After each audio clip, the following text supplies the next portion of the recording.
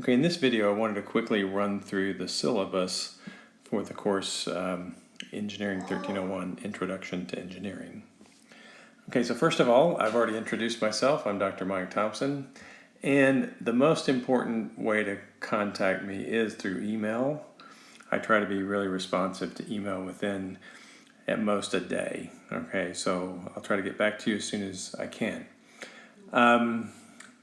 Because it's an online course, we are going to do what I'm calling Zoom office hours, and it is important to be able to check in, take full advantage of the learning that you can take place by interacting with the instructor for Engineering 1301.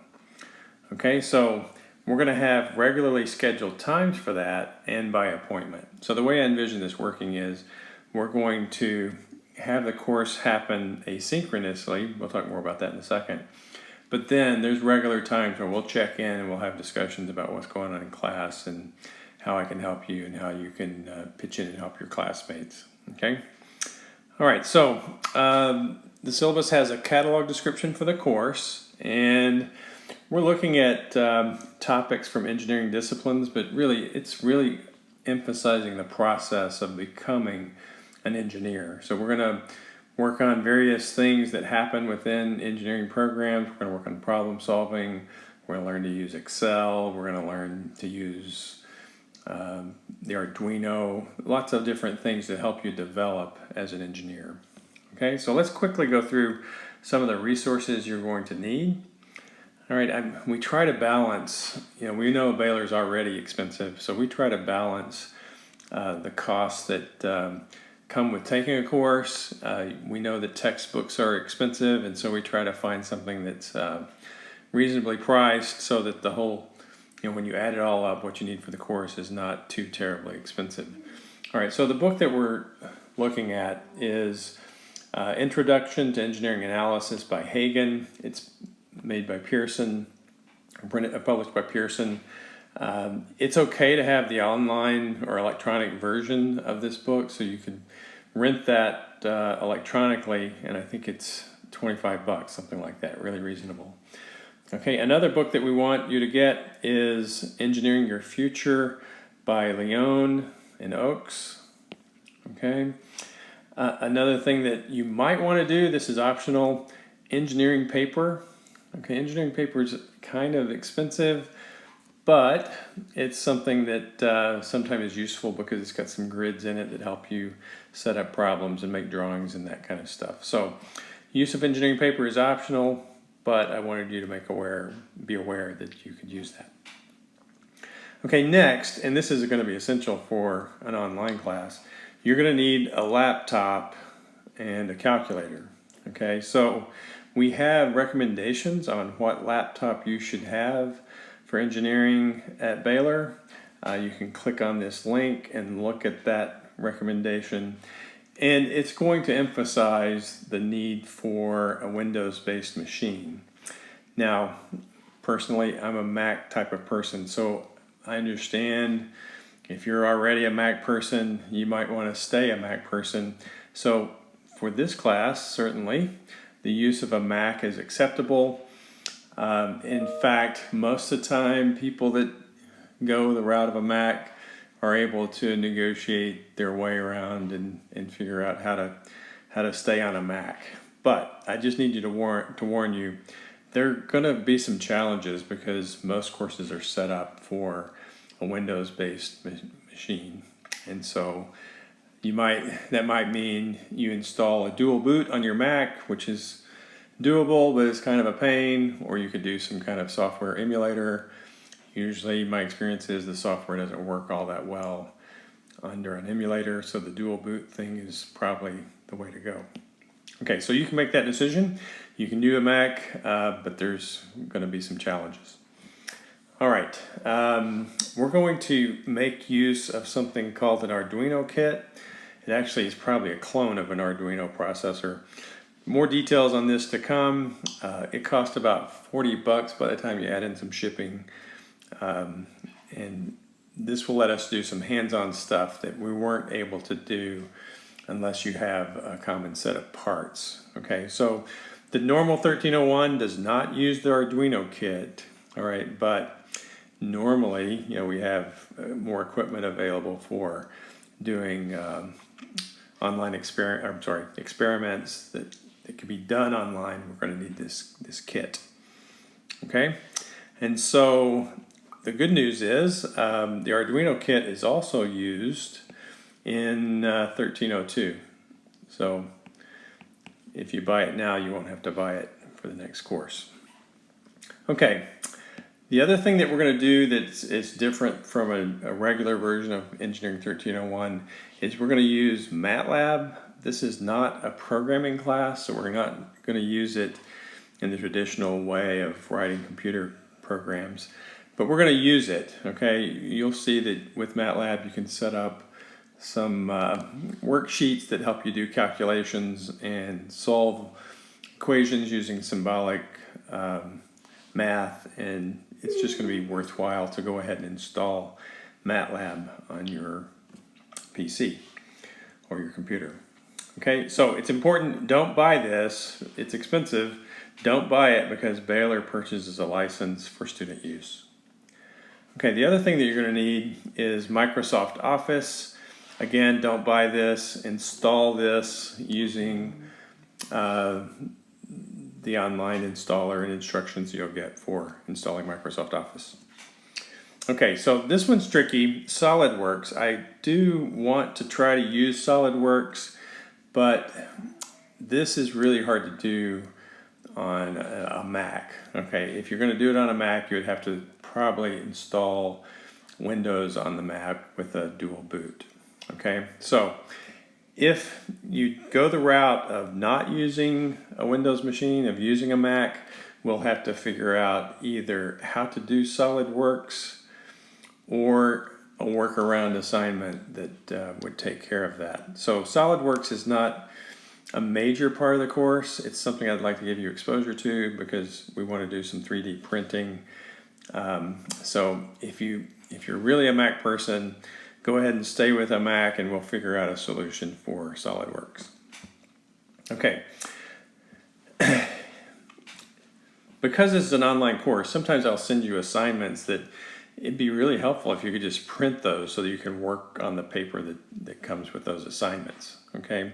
So it would go smoother if you have access to a printer. If you don't have access to a printer, you could probably get by without one. But I just want to let you know, if you can pick one up for cheap or already have one or have access to one, it would be useful. Okay. You also will need to be able to scan, okay? And your smartphone does a perfectly adequate job of scanning, so you don't need to buy a scanner. There's some apps that we use that work great for the purpose of scanning homework and that sort of thing. Okay, so I'm assuming you have a smartphone as well. In fact, you're going to need camera capability for your smartphone because you can use it as a scanner, and you can also use it to record some videos that I'm going to want you to record during the course. All right, the other thing that we're going to need is a webcam. All right, it's an online class. Many times I'm going to want to see, lay eyes on you to make sure you're understanding what we're talking about. So we're going to have some check-in times where you'll need to have that webcam on so I can have a face-to-face conversation with you. So those are the main things. All right. So next we get to the purpose of Engineering 1301. And as you can read here, the purpose of this course is introduce the student to the engineering profession. We want to help you understand what is engineering, what do engineers do, what are the different types of engineering that you can go into, what is the difference between science and engineering, okay? So in order to answer these questions, we just kind of put you into it, all right? We're going to have you read things, we're going to have you do homework assignments, we're going to have you do projects, and you're just going to learn to develop as an engineer. Okay, so that's the goal of this course. Truth be told, the specifics of what we're learning is not super important, okay?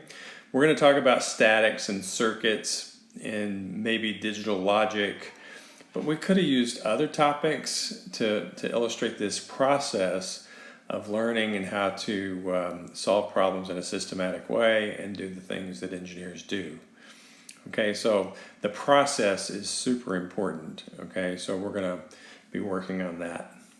Okay, we have some broad goals. We want you to work on your identity as an engineer, feel a connection to the field, take responsibility for your own professional development. We're going to treat you like an adult and like a professional, and what we find is students really respond well to that. So it's fun to see.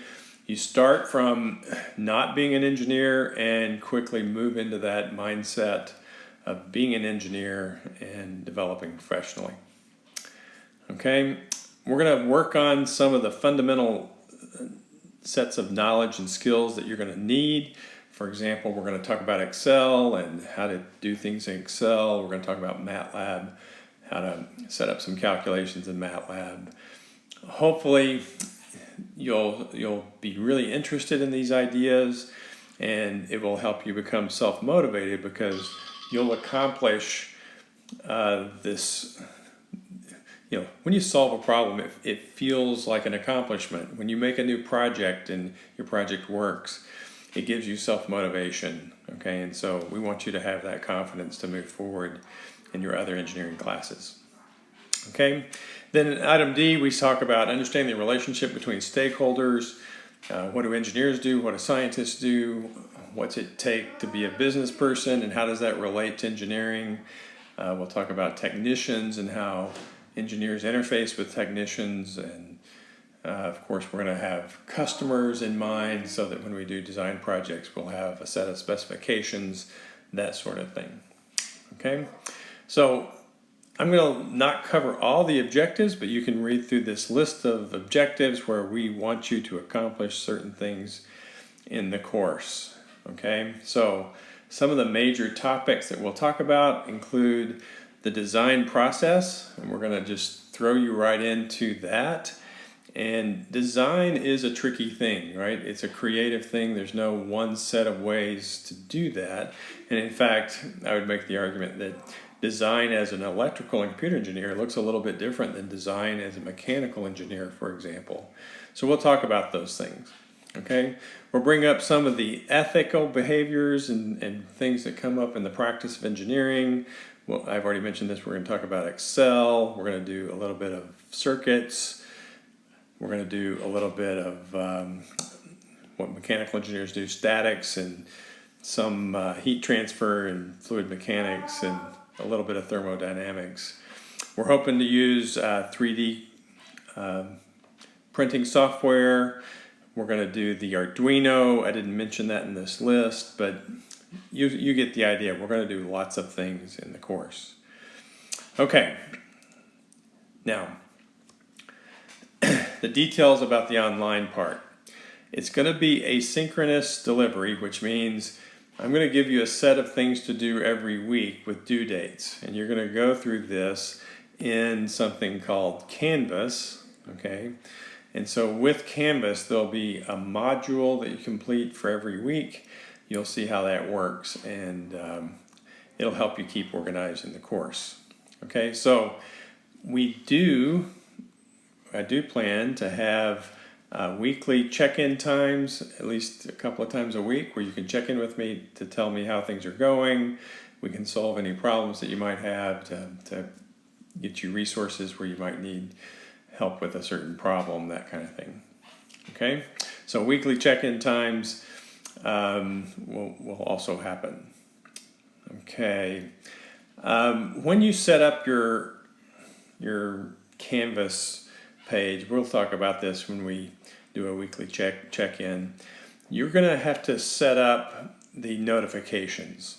Okay, you don't want to miss things. Like if I change a due date, you want to know about it, or if I make a new assignment, you want to know about it.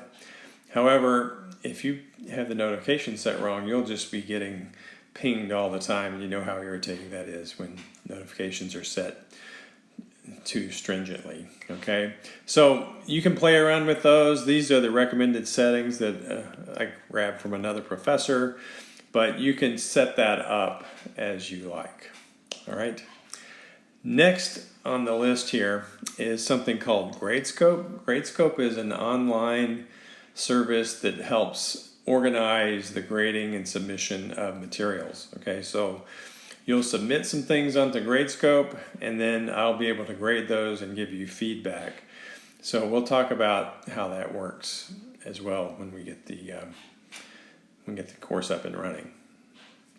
Okay, of course there'll be homework assignments. Those are usually going to be submitted through Gradescope, but a lot of the quizzes will be done directly into Canvas. All right, so let's see. With homework, I tend to have a pretty liberal policy where it's okay for you to work together on homework. What I don't want you to do is Googling for online solutions and just ripping off people. That violates the honor code at Baylor, so you need to be able to reproduce the work as you show me that you know it. All right, that doesn't mean you can't talk to someone. In general, I allow that to happen, but you shouldn't just copy someone else's work and turn it in as your own. We'll talk more about academic integrity as the course goes along. Okay. Typically, typically I do allow late work, but it will always have a penalty associated with it. All right, so the reason I allow late work to happen is because I realize things just come up, all right? And so you'll be able to turn things in late, but if you do, you're going to suffer a penalty. You might as well get it in on time, okay? So we'll talk more about that should it become an issue. All right, this may be your first college course. If it is, you should know that the syllabus is important because we talk about the grade calculation.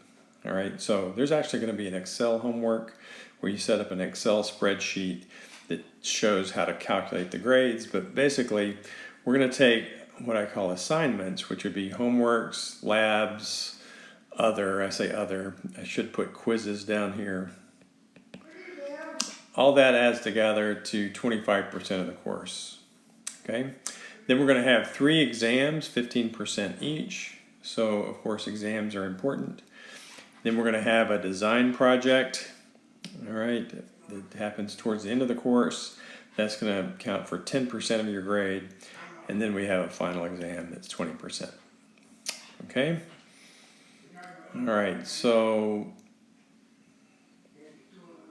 the grading scale is also something that shows up in the syllabus. So typically, I just publish the regular straightforward A, B, C, D, F grading scale as you see here. Sometimes I'll assign plus and minus grades, but you're guaranteed that if you have an average above 90%, you will get an A. Okay, if your average is above 80%, you will get a B. Okay, so if I do plus and minus grades, I shade it in your favor. Okay, another important thing that we need you to be able to do and need to be able to show is mastery of the subject. Okay, so we have a rule that if your final exam, all right, so let me highlight that. If your final exam is less than 60, we reserve the right to issue a failing grade for the course. Okay, now it might be something happened to cause that and we wouldn't necessarily enforce this rule, but we need you to take that final exam seriously and be able to show that you know the content of the course. Okay, the next thing that's really important, okay, let me flag this. Your grade that shows up in Canvas is not your actual grade, okay? Canvas has a way of keeping track of grades, but some of the grades are not going to show up in Canvas. Some of the grades are going to show up in Gradescope, like your exam grades, okay? So it's possible to have your Canvas grade showing up in Canvas as like a 95, but your real average might be lower, like 65. Okay, that's theoretically possible. So you can't count on Canvas to keep track of your grades in the course, all right? So we'll talk about that. We're going to set up a spreadsheet so you can keep track of your grades. Okay, the rest of this is details for academic success. Academic integrity is a big issue with online courses. We'll probably have some type of proctoring system set up for online exams. It's not that I don't trust you in general. I just think it's a bad idea to set it up to where, if we have a few bad apples in the bunch that don't enforce their academic integrity, then it hurts everyone. So we'll set up something to try to maintain academic integrity for online exams, and you should be aware of the Baylor Honor Code policy and work with integrity. Okay, the rest of this has notifications about students needing accommodations. If you feel like you fall in that category, there's an Office of Learning and Accommodations that you can talk to. We also have some policies about Title IX that you should be aware of, and a statement in the syllabus for military students. Okay, so that's a quick review of the syllabus. When we check in the first day, you can let me know if you have any questions about it.